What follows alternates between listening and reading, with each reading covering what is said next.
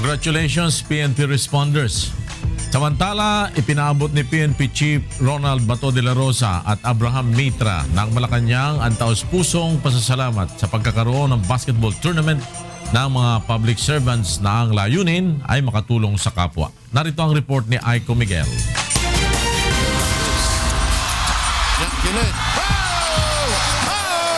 Bago pa man magsimula ang winner-take-all match ng UNTV Cup Season 5, kumpiyansa si PNP Chief Director General Ronald Bato de la Rosa na makukuha na ng PNP Responders ang championship title.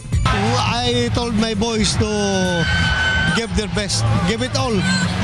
Ito na, final game na ito eh. Kaya naman hindi magkamayaw ang mga taga-suporta ng PNP nang sa ika-4 na attempt ay nakuha na rin sa wakas ng kupunan ang kampyonato.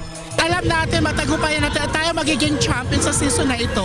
Talagang hindi nagpapatalo ang PNP and at the same time, yung kalaban ng Malacanang talagang magaling din po sila. Hindi naman tayo laban yan kasi parehong kampo to. Duterte, tapos Bato pa. Lubos naman ang kagalakan at pasasalamat ng pamunuan ng PNP sa pagkakaroon ng Liga ng mga Public Servant na ang pangunahing layunin ay makatulong sa kapwa. From the bottom of my heart, nagpapasalamat ako in behalf of the PNP sa itong pagkakataon na ito na binigay sa amin na may pakita ng ating mga kapulisan yung kanilang abilidad, yung kanilang skills sa larangan ng basketball. Kay Kuya Daniel, yung sagad-sagad yung pasalamat namin dahil ang dami na po niyang naibigay sa tulong sa amin. Sobra-sobra na po. Kaya sana tuloy-tuloy yung swerte, tuloy-tuloy yung blessings ni Lord sa kanya, sa UNTV. Bigumang makuha ang kampyonato. Nagpapasalamat din ang Malacanang Kamao dahil naging bahagi sila ng Charity Basketball League on Philippine TV.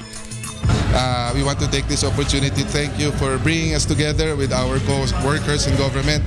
Thank you for such a very organized league. We hope and pray for the success of the league and of course service to our people.